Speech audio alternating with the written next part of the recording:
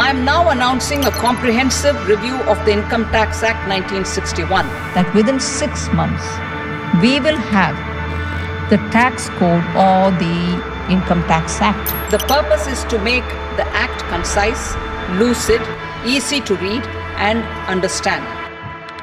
बहुत ही जल्दी खत्म होने वाला है एग्जिस्टिंग इनकम टैक्स एक्ट और उसकी जगह पर रिप्लेस हो जाएगा डायरेक्ट टैक्स कोड। नाउ क्या है ये डायरेक्ट टैक्स कोड, किस तरीके से डायरेक्ट टैक्स के स्ट्रक्चर को चेंज करेगा और इसका इकोनॉमी पे क्या इफेक्ट पड़ेगा, उन सभी चीज़ों को आज हम डिस्कस करने वाले हैं। हे गाइस, मैं हूं विवेक फ्रॉम फिनटेक्स प्रो, जहां पर हम बात करते हैं फाइनेंस एंड टैक्सेशन की। Without any further do start करते हैं आज के सेशन को।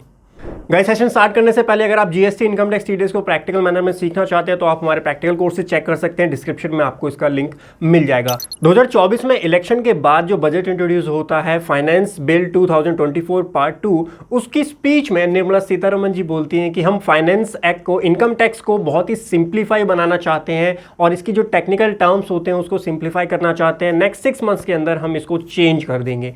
उसके बाद 165th सेलिब्रेशन जो है इनकम टैक्स का, उसके अंदर जो है स्पीच देती हैं फाइनेंस मिनिस्टर की, हम जो है नए डायरेक्ट टैक्स कोड के ऊपर भी काम कर रहे हैं और नेक्स्ट 6 मंथ में इसके ऊपर भी अपडेट आ जाएगी। तो आज हम समझने वाले हैं डायरेक्ट टैक्स कोड क्या है, क्या क्या चेंजेस आपको इसके अंदर देखने के लिए मिलने वाले हैं। डायरेक्ट टैक्स कोड कोई नया कंसेप्ट नहीं है इनकम टैक्स के अंदर। 2010 इवन 2009 से ये एग्जिस्ट करता है। 2009 में पब्लिक डोमेन में आ गया था, कांग्रेस की सरकार थी और उस टाइम पे डायरेक्ट टैक्स कोड आए थे जहां पर लॉ को सिंप्लीफाई किया गया था, जो भी इसके क्लॉजेस थे उसको सिंपल लैंग्वेज में प्रेजेंट किया गया था। बिकॉज काफी सारे केस लॉज के बाद में इनकम टैक्स एक्ट काफी कॉम्प्लेक्स हो चुका है, 1961 से चलता हुआ आ रहा है, तो इसको सिंप्लीफाई करने के लिए कांग्रेस 2009 में लेकर के आई थी डायरेक्ट टैक्स कोड। उसके बाद 2010 में प्रणब मुखर्जी उस टाइम के फाइनेंस मिनिस्टर इंट्रोड्यूस करते हैं एक बिल लोकसभा के अंदर, डायरेक्ट टैक्स कोड बिल 2010। उसके बाद लोकसभा में वो पास नहीं हो पाता, उसको स्टैंडिंग कमेटी को जो है रेफर कर दिया जाता है। 2012 में स्टैंडिंग कमेटी उसके ऊपर रिपोर्ट पब्लिश करती है। नाउ अगर आप उस डायरेक्ट टैक्स कोड की कुछ इंपॉर्टेंट बातों को समझेंगे तो उसके अंदर रिमूव कर दिया जाता है distinction between the short term and long term capital gain for all asset except securities, और उसके बाद में एक जनरल एंटी अवॉइडेंस रूल भी इसके अंदर ऐड किया जाता है। इनकम फ्रॉम सैलरी को क्लासिफाई किया जाता है as employment, income from other sources को उसके अंदर रेजिडरी इनकम के रूप में जो है वो प्रेजेंट किया जाता है। इसके अलावा डायरेक्ट टैक्स कोड के अंदर 22 चैप्टर 390 क्लॉजेज और 22 शेड्यूल्स होते हैं। अभी आप देखेंगे तो इनकम टैक्स के जो रेट्स होते हैं वो एनुअल फाइनेंस एक्ट के अंदर डिफाइन होते हैं। नाउ डायरेक्ट टैक्स कोड के अंदर उन रेट्स को शेड्यूल में डाल दिया गया था, जिससे हमको जो एवरी ईयर फाइनेंस बिल के अंदर जो चेंज करने होते हैं वो नहीं करने पड़ेंगे। आप नॉर्मल अमेंडमेंट ला करके भी पार्लियामेंट में उन शेड्यूल्स को चेंज कर सकते हैं, इनकम टैक्स रेट्स को चेंज कर सकते हैं।